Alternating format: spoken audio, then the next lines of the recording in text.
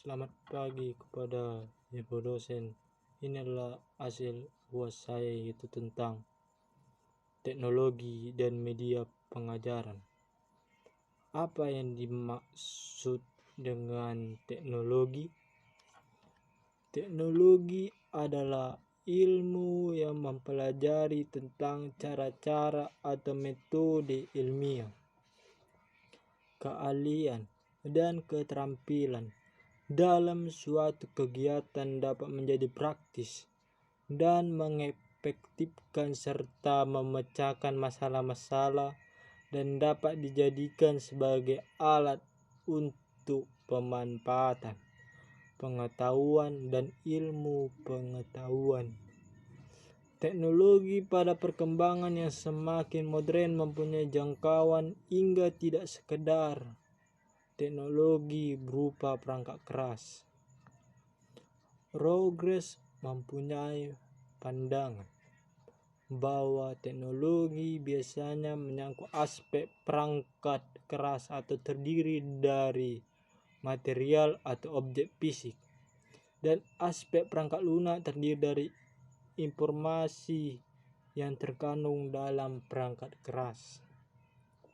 Semua perangkat tersebut berlangsung secara sistematis dan dapat membantu ilmu pengetahuan berkembang, bahkan menjadi suatu bidang kajian ilmu. Dan pada kemajuan teknologi adalah sesuatu yang tidak bisa kita hindari dalam kehidupan saat ini, karena perkembangan teknologi akan berjalan sesuai dengan kemajuan ilmu pengetahuan.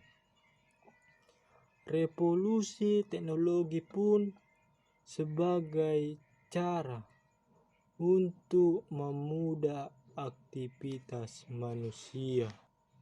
Kita masuk dalam media pembelajaran di gereja. Apa yang dimaksud dengan media pembelajaran? Media merupakan perantara yang menengahi kedua belah pihak agar sesuatu yang ingin disampaikan dapat dimengerti dengan tepat dan jelas. Media dapat berfungsi untuk menengahi dua pihak sehingga pesan atau informasi dapat tersampaikan dengan baik. Untuk itu, media terletak di antara dua pihak. Media apa yang dipakai oleh gereja? Yang saya lihat yang dalam gereja yaitu media liquid crystal display yang disebut dengan LCD. Adalah suatu jenis tampilan yang menggunakan crystal chair sebagai penampil utama. LCD sudah digunakan di berbagai bidang, misalnya adalah alat-alat elektronik seperti televisi, kalkulator, ataupun layar komputer. Dan LCD proyektor adalah alat yang digunakan untuk mengimplementasikan gambar kepada umum yang ada pada layar laptop, kemudian memancarkan pada suatu objek atau dinding layar sebagai media untuk melihatnya. Itulah salah satu yang terdapat di gereja saya agar jemaat dapat melihatnya dengan baik dengan adanya sebuah teknologi pada zaman ini. Menurut Surabhi Gaul, prinsipnya adalah proyektor bertujuan menyajikan gambar dalam ukuran besar menggunakan konsep penginaran.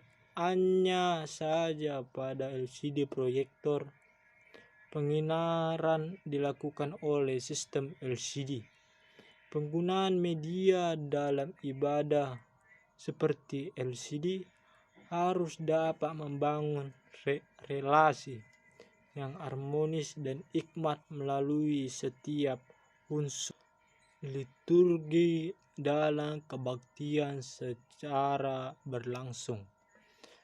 Baru sarana ibadah pun seperti media modern yaitu LCD yang digunakan di jemaat, khususnya jemaat kota, memang bermanfaat untuk digunakan dalam kebaktian minggu masa kini pada waktu pandemi COVID-19. Di saat teknologi modern berkembang pesat, tetapi hal yang perlu diwaspadai adalah apakah media ini dapat membawa dampak positif bagi jemaat dalam hal beribadah kepada Tuhan, ataukah sebaliknya. Dalam penggunaan media atau LCD pada kebaktian minggu, tidak hanya sekedar penampilan kemajuan fisik, tetapi mampu memperhatikan serta meningkatkan hubungan serasi harmonis dengan kasih yang tulus kepada Tuhan dan hubungan anggota jemaat yang satu dengan yang lain dalam proses beribadah. Tujuannya agar ibadah jemaat itu dapat memuliakan Tuhan dengan benar. Kita masuk dalam pengalaman CP yang berkaitan tentang teknologi dan media pembelajaran. Disinilah muncul bahwa teknologi ini bertentangan yang harus dihadapi oleh pendeta dalam memberikan pelayanan yang sesuai dengan kebutuhan jemaat. Jemaat bisa belajar secara mandiri tentang kekristenan, membaca berbagai bacaan rohani dengan mudah. Perubahan ini membawa pula pola pikir dan pemahaman anggota jemaat tentang apa yang harus menjadi tugas dan tanggung jawab seorang pendeta. Perkembangan teknologi telah menimbulkan pergeseran peran dari seorang pendeta, bukan hanya panggilan ilahi semata, melainkan dalam pengertian lebih luas dari dalam arti dan makna peran pendeta juga harus berkembang sesuai dengan perkembangan jemaat.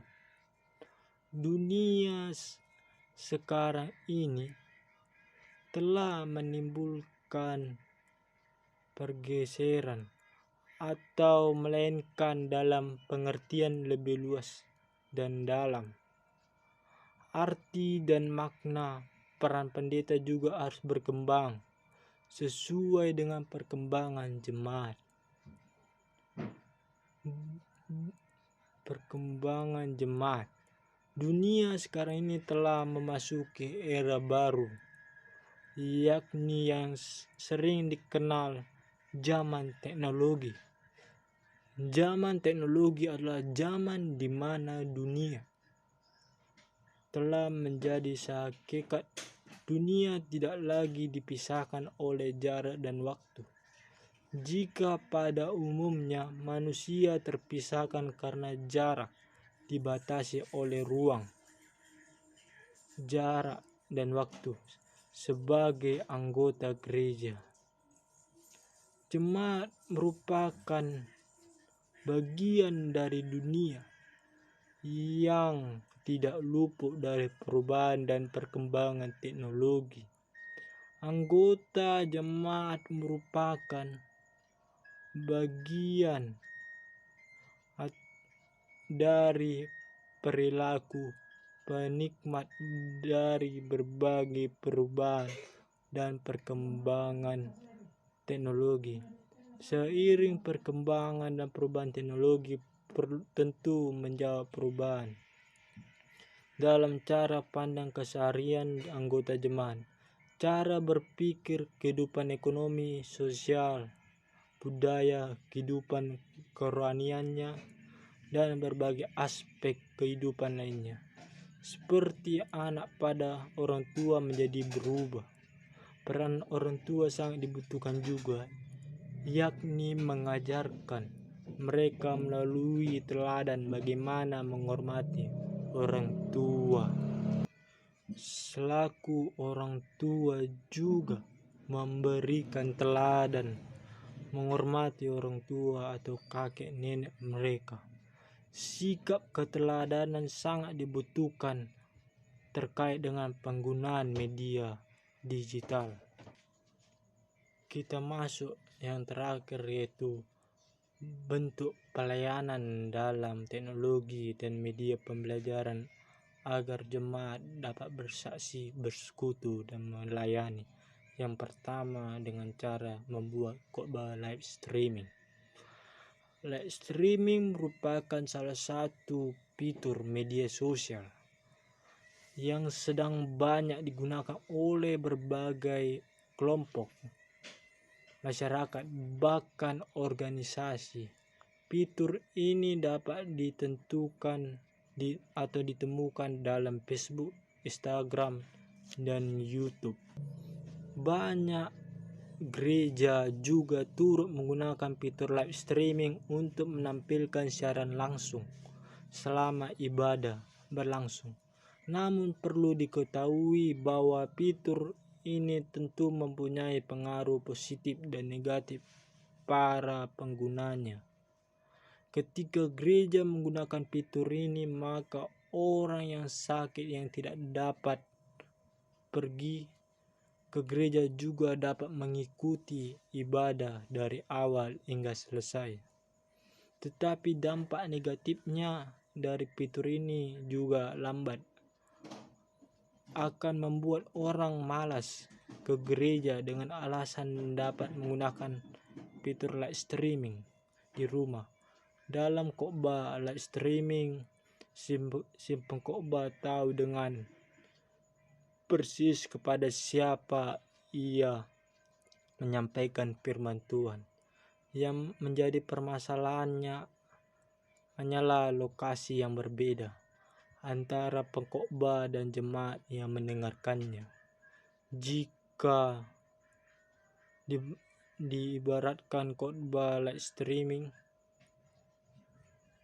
mirip dengan situasi suatu ibadah di mana jumlah jemaat melebihi kapasitas ruangan, sehingga sebagian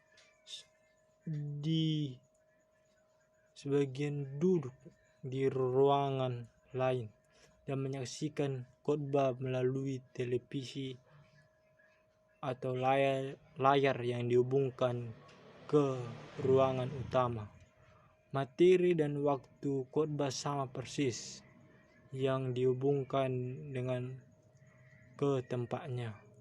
Melalui khotbah live streaming ini dapat mempermudah pesan Injil dan dapat disampaikan oleh beberapa hamba Tuhan kepada jemaatnya tanpa dibatasi oleh ruang dan waktu, dan dapat juga dilakukan oleh jemaat agar jemaat itu dapat melayani dan bersaksi tentang kehidupannya. Namun signal internet pun karena live stream ini dan listrik yang menjadi kunci malas dan atau tidak adanya khotbah yang berlangsung atau disebut dengan live streaming. Kita yang masuk yang terakhir, yaitu video kesaksian. Video kesaksian merupakan salah satu strategi yang cukup mudah untuk diviralkan melalui media sosial. Ada banyak aplikasi yang dapat digunakan untuk memposting berbagai video kesaksian yang dapat memberkati banyak orang. Beberapa media sosial yang dapat digunakan untuk memposting video kesaksian ialah melalui YouTube, Instagram, Facebook, dan lain, bahkan WhatsApp.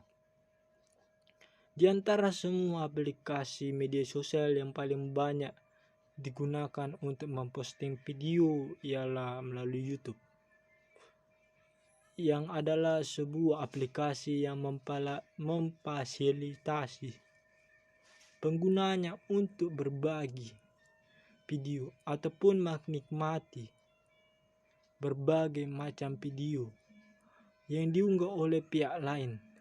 Video kesaksian juga merupakan salah satu cara dapat dilakukan oleh orang percaya untuk mengabarkan kebenaran Injil. Salah satu channel video kesaksian yang banyak digemari oleh setiap lapisan masyarakat ialah Aku Adalah Sebuah Cerita. Dalam channel ini, seorang percaya menyampaikan kesaksian perubahan hidupnya ketika berjumpa dengan Yesus Kristus. Hal ini tentu perubahan hidupnya ketika berjumpa dengan Yesus Kristus sangat berguna untuk mempercepat peran Injil itu dapat diterima oleh masyarakat lain. Maka dari itu, salah satu bentuk pelayanan media ini sangat menolong orang yang percaya dalam menyelesaikan tugasnya, yaitu mengamalkan amanat agung hingga ke ujung bumi. Dan banyak channel rohani yang menggunakan YouTube sebagai salah satu akses untuk menceritakan pengalaman-pengalaman hidupnya, agar pengalaman hidupnya itu dapat berguna kepada orang lain. Hanya sekian itu yang saya bisa sampaikan. Untuk saya ucapkan terima kasih pada